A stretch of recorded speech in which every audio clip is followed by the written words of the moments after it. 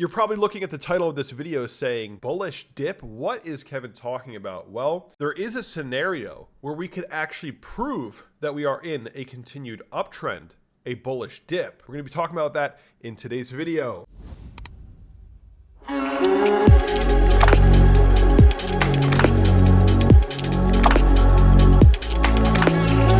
Right as I was about to finish editing this video, Bitcoin did start to dip. So we are getting the dip that I'm discussing in this video.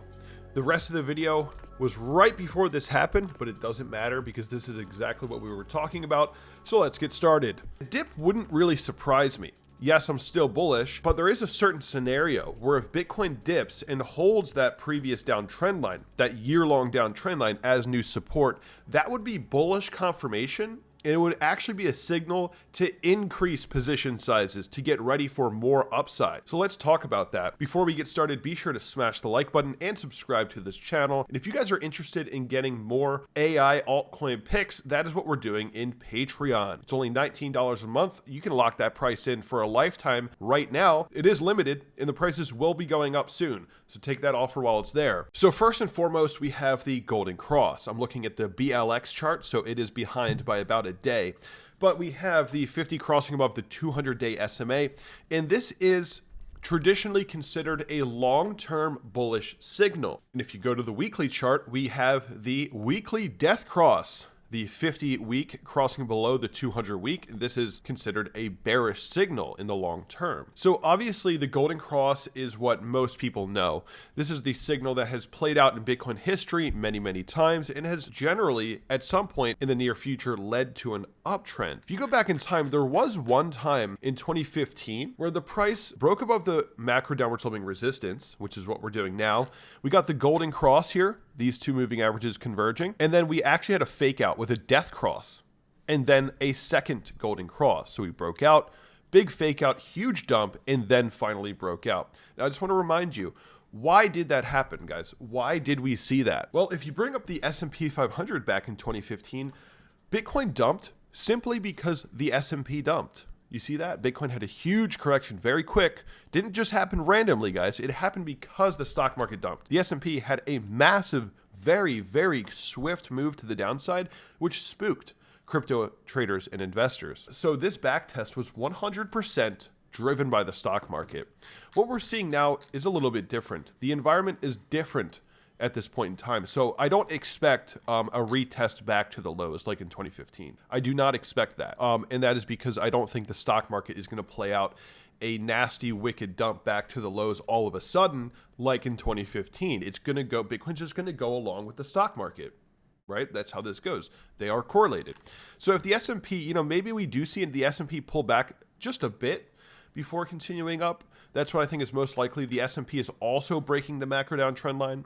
And if we do see a slight correction, this could mean that Bitcoin has a golden cross fake out where we come back to retest the previous macro resistance as new support before continuing up. What's very likely going to happen at that point, looking at Bitcoin on CryptoWatch on the daily chart, is that if Bitcoin does end up pulling back there, all the new money that FOMO'd in to this top is going to get scared out. So it would actually be a positive thing where if the price dumps back to the macro resistance as new support, the new money is scared out of the market.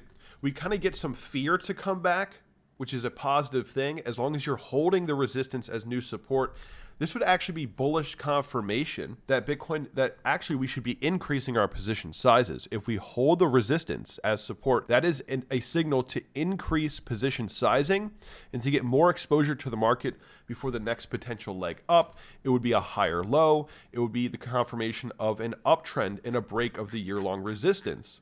So I personally think that, despite the golden cross may be resulting in a short-term fake out to the downside, ultimately, just like how it usually plays out, when you have the golden cross, it tends to mean that you're going to get some sort of bullish trend formation at some point, right? So it doesn't mean it's going to happen right away. The golden cross is not a short-term indicator. It is more of a longer-term indicator that things might be changing for the better. Now, we also have this weekly death cross. And if you look back in Bitcoin history, whenever the 50-week SMA is very close to the 200, that is the optimal buying opportunity, not only for price, but also for timing.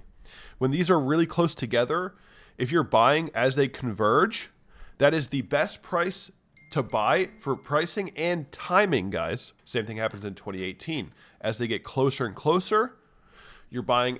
This one wasn't as accurate, but you're buying at a pretty decent price and a pretty decent time despite the COVID dip. If you go over here, now they're actually crossing. So there's a little bit of concern that, okay, they're not just getting close together, they're actually crossing. We're actually getting the death cross. So what do I think about that? Well, as we always discuss, the most important thing is the stock market. If you look at the S&P 500 and its interactions with this death cross, if you see back in 2001, we got the death cross on the weekly and we dumped. 2008, we got the death cross and we dumped. Look at what's happening right now. We're seeing this. Let me just remove this trend line. We're actually seeing this 50-week starting to flatten out. It looks like they're attempting to not cross. Now, of course, if the S&P has a pullback and then we do get the cross, that's when I would be expecting something like 2001, 2008. Then we have a problem. So what I'm trying to say here is the weekly death cross for Bitcoin does not mean much at all to me unless the stock market is also showing the same signal, because Bitcoin follows the stock market. So a lot of people always forget, you got to analyze the stock market if you're analyzing Bitcoin. It's not one or the other. They are correlated. So if the stock market were to print this weekly death cross, then I would be concerned.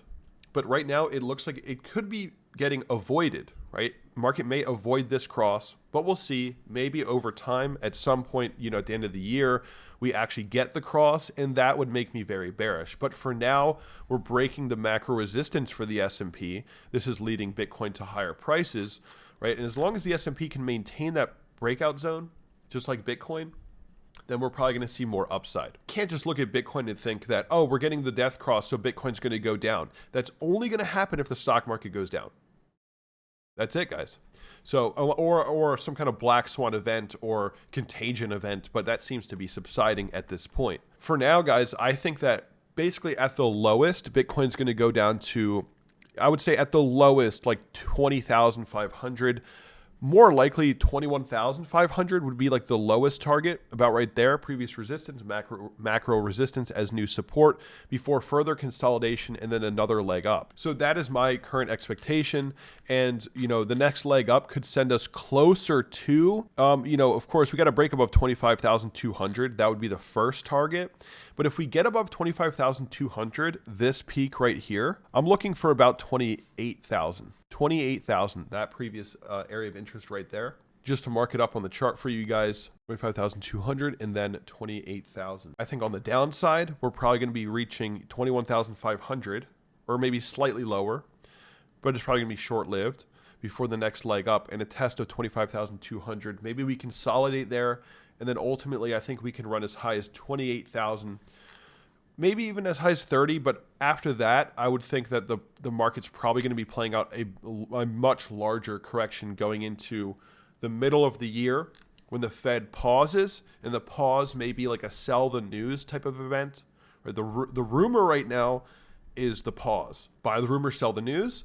Buy the rumor, into the pause, and once they pause, that's when I think people are going to start selling off. So I think we have a few more months of upside. That's it for today, guys. Hope you enjoyed this video. If you did, smash the like button, subscribe, join the Patreon if you want AI altcoin picks. That is what we're doing daily now, and I'll see you guys in the next video.